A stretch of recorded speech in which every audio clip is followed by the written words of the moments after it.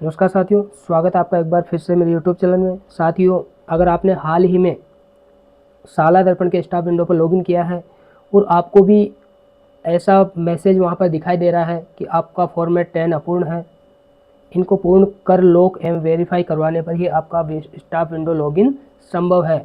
या फिर आपके स्कूल इंचार्ज या प्राचार्य, प्रधानाध्यापक महोदय अगर आपका उपस्थिति वहाँ पर कर रहे हैं, कार्मिक उपस्थिति, उसमें यदि आपका नाम उपस्थिति के लिए शो नहीं है, जैसा कि ऊपर जो कार्मिक है इसको आप देख पा रहे हैं, यहाँ पर इसका प्रपत्र 10 की जो स्टेटस है वो एन दिखाई दे रही है और बाकी जो कार्मिक है यहाँ पर उपस्थिति के लिए शो हो रहे हैं और उनकी उपस्थिति भी हो गई है, जबकि एक कार्मिक की यहाँ पर उपस्थिति नहीं हुई है। ऐसी समस्या क्यों आ रही है, तो आज की वीडियो में इसी बारे में चर्चा करेंगे कि इसको किस प्रकार से दूर किया जा सकता है। तो साथियों, ये जो समस्या आ रही है ये आपके प्रपत्र 10 के अपूर्ण होने और वेरीफाई और लॉक नहीं होने की स्थिति के कारण आ रही है। तो आपको सबसे पहले अपना जो प्रपत्र 10 है उसको पूरी तरह से सही से उसको फिलअप कर देना है। फिलअप होने के बाद आपके जो विद्यालय प्रमुख है, स्कूल प्रमुख, प्रधानाध्यापक महोदय हैं या इंचार्ज है, उनसे या फिर आपके जो साला दर्पण प्रभारी है उनसे आपको अपना जो प्रपत्र 10 है उसको वेरीफाई और लॉक करवाना है। तो इसके लिए आपको साला दर्पण के स्कूल लॉगिन पर लॉगिन कर लेना है। लॉगिन करने के बाद कुछ इस तरह का इंटरफेस आपके सामने होगा।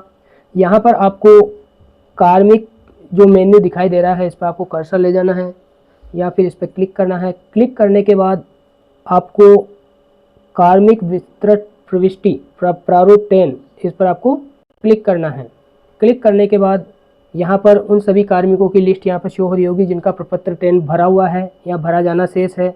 अगर यहाँ पर एन आपको दिखाई देता है वाई की जगह, तो यानी आपका जो प्रपत्र 10 है वो अपूर्ण है। उनको आपको एक एक टेब या पेज पे जाते हुए आपको पूर्ण करना है। उसके लिए आपको click here for form entry and edit इस पर आपको क्लिक करना है। इसके बाद यहाँ पर कार्मिक का जो डाटा है वो यहाँ पर शो होगा, उनका नाम, एम्प्लॉय आईडी, डीओबी, करंट जो पोस्ट है, यहाँ पर एम्प्लॉय का फोटो यहाँ पर शो हो रहा होगा, करंट जो स्टाफिंग या पोस्टिंग पैलेस है वो यहाँ पर दिखाई दे रहा होगा, उसका जो डिपार्टमेंट है वो यहाँ पर, और अन्य विवरण भी यहाँ पर दिखाई दे रहा होगा। स्क्रॉल डाउन करने पर यहाँ पर कुछ टेब दिखाई दे रहे हैं। आपने अगर कुछ टेब भर रखे हैं तो सीधे आप उस टेब पर भी जा सकते हैं जिसको आपको पूर्ण करना है। जैसा कि इस कार्मिक का जो प्रोफाइल है वो पूरी तरह से फिलअप हो चुकी है, 100% पूर्ण है। इसको लॉक और वेरीफाई किया जाना शेष है। तो आप एक एक पेज को आप लॉक एंड वेरीफाई करेंगे। पहले आपको यहाँ पर लॉक करना है। वेरीफाई करने के लिए आपको दूसरा जो ऑप्शन है उसको आपको काम में लेना है। तो यहाँ पर लॉक करने के लिए आपको लॉक करना है। ध्यान रहे, लॉक करने से पहले आप समस्त जो प्रविष्टियाँ हैं उनको सही से पूर्ण कर लें और जांच लें। उसके बाद आपको लॉक करना है। लॉक पर क्लिक करने के बाद डिटेल लॉक सक्सेसफुली का मैसेज आएगा, इसको क्लोज करें। क्लोज करने के बाद आप नेक्स्ट पर क्लिक करें।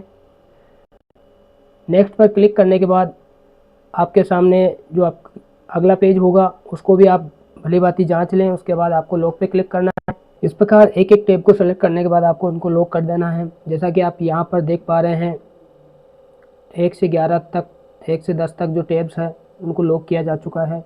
इसी तरह आगे की जो दोनों टेब है, जो 13वें नंबर का जो टेब है वो केवल पीटीआई के लिए अवेलेबल होगा, बाकी के लिए नहीं होगा। तो इन पेज को लॉक करने के बाद आपको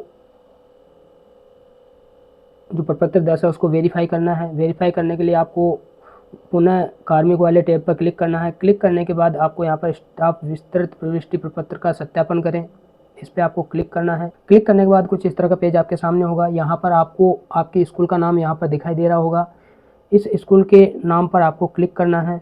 क्लिक करने के बाद उस विद्यालय में कार्यरत जो समस्त कार्मिक है उनकी लिस्ट यहाँ पर शो दिखाई दे रही होगी। तो साथियों, आप जैसा कि देख पा रहे हैं जिनके नाम के आगे जो राइट मार्क लगे हुए हैं, यानी इनका जो डेटा है लॉक और वेरीफाई हो चुका है। केवल एक कार्मिक जो आपको यहाँ दिखाई दे रहा है उसका आगे केवल जो लॉक वाला आइकन दिखाई दे रहा है, यानी इसका जो डेटा है केवल लॉक हुआ है, वेरीफाई होना अभी शेष है। तो हम जिस भी कार्मिक का डेटा वेरीफाई करना चाहते हैं उसके नाम पर हमें क्लिक करना होगा। क्लिक करने के बाद कुछ इस तरह का इंटरफेस दिखाई देगा। यहाँ पर एक सत्यापित बटन आपको दिखाई दे रहा होगा, इस पर आपको क्लिक करना है। क्लिक करने के बाद आपसे कन्फर्मेशन मांगेगा, कन्फर्म पर क्लिक करें, फिर कन्फर्म पर क्लिक करें और डेटा सेव सक्सेसफुली का मैसेज दिखाई देगा। उसके बाद आपको थोड़ा स्क्रॉल डाउन करना है। स्क्रॉल डाउन करने के बाद यहाँ पर लिखा है वेरीफाई करें, तो इस पर आपको क्लिक करना है। क्लिक करने के बाद आपको पुनः वेरीफाई पे क्लिक करें। वेरीफाई डिटेल सक्सेसफुली का मैसेज आपके सामने दिखाई देगा। यहीं से आपको नेक्स्ट पे क्लिक करना है। नेक्स्ट पे क्लिक करने के बाद आपके सामने कुछ इस तरह का पेज आ जाएगा। यहाँ पर भी आपको वेरीफाई का बटन यहाँ पे दिखाई दे रहा है, इस पर आपको क्लिक करना है।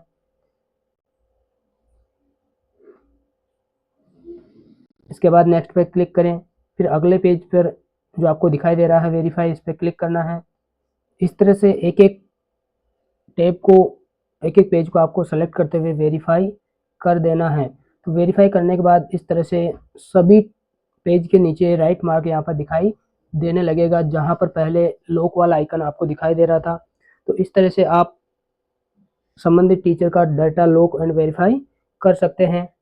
इसके बाद आपको कुछ समय वेट करना है। उसके बाद आप अपने स्टाफ विंडो पर लॉगिन कर पाएंगे और आपका नाम कार्मिक उपस्थिति के लिए भी वहाँ पर समस्त कर्मचारियों के साथ दिखाई देने लगेगा, शो होने लगेगा। तो साथियों, जानकारी कैसी लगी? अच्छी लगी हो तो वीडियो को लाइक करें, अपने सभी साथियों के साथ शेयर करें।